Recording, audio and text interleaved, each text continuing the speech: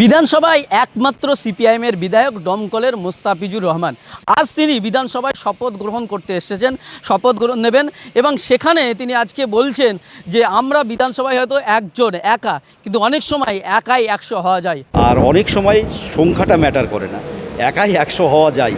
হ্যাঁ, প্রথমবার 5 বছর পর সিপিআইএমের একেবারে প্রার্থী হয়েছেন, বিধায়ক হয়েছেন একজন, এবং সেই বিধায়ক তিনি আজকে বিধানসভায় শপথ নিতে এসেছেন এবং সেই শপথ গ্রহণের আগে রীতিমতো হুঙ্কার দিলেন যে একাই 100 হওয়া যায়। হ্যাঁ, যে সিপিএমকে এতদিন ধরে শূন্য বলা হতো, যে সিপিএমকে এতদিন ধরে বিধানসভায় এবং লোকসভায় শূন্য বলা হতো পশ্চিমবঙ্গ থেকে, সেই বিধানসভায় এবারে শূন্যর ঘোড়া পেরিয়ে একজন বিধায়ক পেলেন। আর সেই একজন বিধায়ক তিনি বিধানসভার প্রথম দিন শপথ গ্রহণ করতে এসেই রীতিমতো বিরোধী শাসকদের হুমকি দিয়েছেন এবং তিনি বলছেন যে একাই 100 হওয়া যায়। তিনি ঠিক কী বলেছেন, তার কি বক্তব্য শোনাব আপনাদের। বিধায়ক হিসেবে আজকে শপথ আপনি শপথ নেবেন নিজের এলাকার জন্য?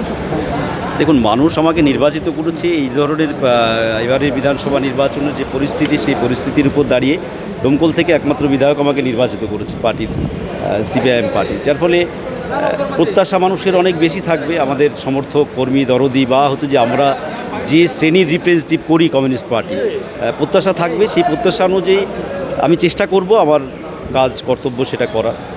বারবার যেটা এত বছর শুনতে হয়েছিল লাস্ট যে বিধানসভায় যে শূন্য, এবার সেখান থেকে আপনি একজন বিধায়ক হিসেবে আজকে এই বিধানসভায় প্রবেশ, কি বলবেন এবং আগামী দিনে আরও কিভাবে লড়বেন বাকিরা যাতে আরও বিধানসভায় যারা? ঠিকই, দীর্ঘদিন না, একটা টার্ম 5 বছর আমরা শূন্য ছিলাম, 34 বছর বিজেপি শূন্য ছিল, ঠিক আছে। যার ফলে শূন্যটা ম্যাটার না, মানুষ গণতন্ত্রে হচ্ছে যে মানুষ ঠিক করে।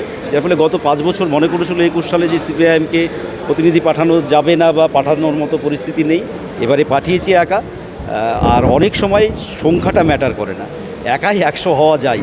আমার আত্মবিশ্বাস আছে, পার্টি আমার পিছনে আছে, আমি একাই পারবো। লাস্ট প্রশ্ন, মমতা বন্দ্যোপাধ্যায় তিনি বলছেন সকল বিরোধীদের একসঙ্গে জোট হয়ে লড়াই করতে।